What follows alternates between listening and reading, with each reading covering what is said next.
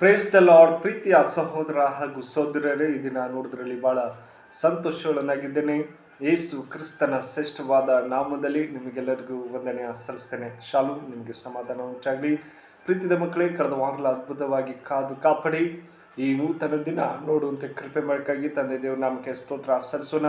ಪ್ರೀತಿದ ಮಕ್ಕಳೇ, ಈ ನೂತನ ದಿನದಲ್ಲಿ ದೇವರು ಒಂದು ಒಳ್ಳೆ ವಾಗ್ದಾನ ಕೊಟ್ಟಿದ್ದಾರೆ. ಏನಂದ್ರೆ ಸದ್ಗುಣ ದುರ್ಗುಣ ಎಂಬುದಾಗಿ. ಇದಕ್ಕೆ ಆಧಾರವಾಗಿ ಈ ಮಾರ್ಕನ ಬರೆದ ಸುವಾರ್ತೆ 6ನೇ ಅಧ್ಯಾಯ 14ನೇ ವಚನ ನಿಮಗಾಗುತ್ತೇನೆ. ದಯಮಾಡಿ ನಿಮ್ಮಲ್ಲಿ ಸತ್ಯವಿದ್ದರೆ ತೆಗೆದು ಧ್ಯಾನಿಸಬೇಕೆಂಬುದಾಗಿ ಪ್ರೀತಿಯಿಂದ ಕೇಳಿಕೊಳ್ತೇನೆ.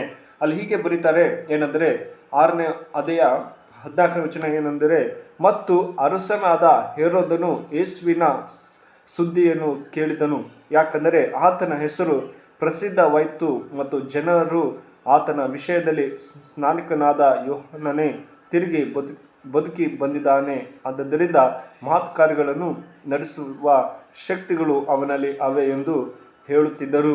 ಆಮೀನ್, ಹಲ್ಲೆಲೂಯಾ. ಅದ್ಭುತ ಮಕ್ಕಳೇ, ಇಲ್ಲಿ ವಾಕ್ಯ ನಾವು ಗಮನಿಸಬೇಕಾದ್ರೆ, ಯೋಚಿಸಬೇಕಾದ್ರೆ, ನಾನು ಯಾರ ಪಕ್ಷದವನು? ಆಮೀನ್. ಅದ್ಭುತ ಮಕ್ಕಳೇ, ನಮ್ಮ ಜೀವಿತದಲ್ಲಿ ನಾವು ಯಾವ ಪಕ್ಷದಲ್ಲಿ ಇದ್ದೇವೆ ಎಂಬುದು ಬಹಳ ಮುಖ್ಯವಾಗಿದೆ. ಇಲ್ಲಿ ನೋಡೋದಾದ್ರೆ, ಪಾಪವು ಮಾನವನ ಹೃದಯ, ಮನಸ್ಸು, ಆತ್ಮ ಹಾಗೂ ದೇಹವನ್ನು ಹಾಳು ಮಾಡುವ ಶಕ್ತಿಯಾಗಿದೆ ಎಂಬುದಾಗಿ ನಾವು ನೋಡ್ಬೋದು. ಅದೇ ಇಂದು ದೇವರೊಂದಿಗಿನ ನಮ್ಮ ಸಂಬಂಧವನ್ನು ಕಡಿತಗೊಳಿಸುತ್ತದೆ, ಶಾಂತಿ ಮತ್ತು ಸಂತೋಷವನ್ನು ಕಳೆದುಕೊಂಡು ಕೊನೆಗೆ ಶಾಶ್ವತ ಮರಣಕ್ಕೆ ದಾರಿ ಕೊಡುತ್ತದೆ ಎಂಬುದಾಗಿ. ಹೌದು ಮಕ್ಕಳೇ, ಈ ವಾಕ್ಯದಲ್ಲಿ ನೋಡೋದಾದ್ರೆ ಪಾಪವು ಮಾನವ ಹೃದಯ ಯಾವ ರೀತಿ ಇದೆ ಎಂಬುದಾಗಿ ಮೊಟ್ಟ ಮೊದಲು ನೋಡೋದಾದ್ರೆ ಪ್ರೀತಿ ಮಕ್ಕಳೇ, ಹೆರೋದನಲ್ಲಿ ಅಪರಾಧಿ ಭಾವನೆ ಮತ್ತು ಭಯ ಇರುತ್ತೆ ಎಂಬುದಾಗಿ ನೋಡ್ತೀವಿ.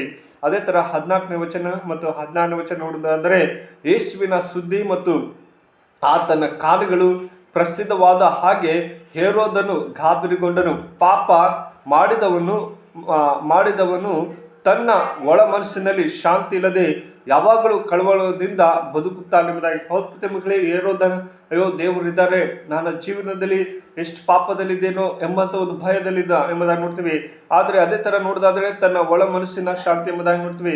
ಹೆರೋದನು ಅಸ್ಥಿರ ಮನಸ್ಸು, ತನ್ನ ತಪ್ಪಿನಿಂದಾಗಿ ದೇವರ ದಂಡನೆಯ ಭಯ ಹಾಗೂ ಜನರ ಪ್ರತಿಕ್ರಿಯೆ ಭಯ ಅವನನ್ನು ಹಿಡಿತು ಎಂಬುದಾಗಿ ನೋಡ್ತೀವಿ. ಪ್ರೀತಿ ಮಕ್ಕಳೇ, ಅದೇ ತರ ಯೋಹಾನನ ಸತ್ತರೊಳಗಿಂದ ಜೀವಿತನಾಗಿ ಬದಿದ್ದಾನೆ ಎಂಬುದಾಗಿ. ಹೌದು ಮಕ್ಕಳೇ, ಯೋಹಾನ ಸತ್ಯದಿಂದ ಎದ್ದಿದ್ದಾನೆ ಎಂಬುದಾಗಿ ದೇವ್ರ ವಾಕ್ಯ ಹೇಳ್ತಿದೆ. ಎರಡನೇದಾಗಿ ನೋಡೋದಾದ್ರೆ ಯೋಹಾನನ ಧೈರ್ಯ ನೋಡೋದಾದ್ರೆ 17 ವಚನ ಮತ್ತು 20ರಲ್ಲಿ ಹೇಳ್ತದೆ, ಯೋಹಾನನು ಹೆರೋದನ ತಪ್ಪನ್ನು ಧೈರ್ಯದಿಂದ ಹೇಳಿದನು, ಅದು ಧರ್ಮವಲ್ಲವೆಂದು ತಿಳಿಸಿದನು. ಗಲಿಬಿಲಿಯಾದರೂ ಯೋಹಾನನ ಮಾತನ್ನು ಹೆರೋದನು ಸಂತೋಷದಿಂದ ಕೇಳಿದನು ಎಂಬುದಾಗಿ ನೋಡ್ತೀವಿ. ಕೊಲೆ ಮಾಡುವ ಉದ್ದೇಶವಿರಲಿಲ್ಲ.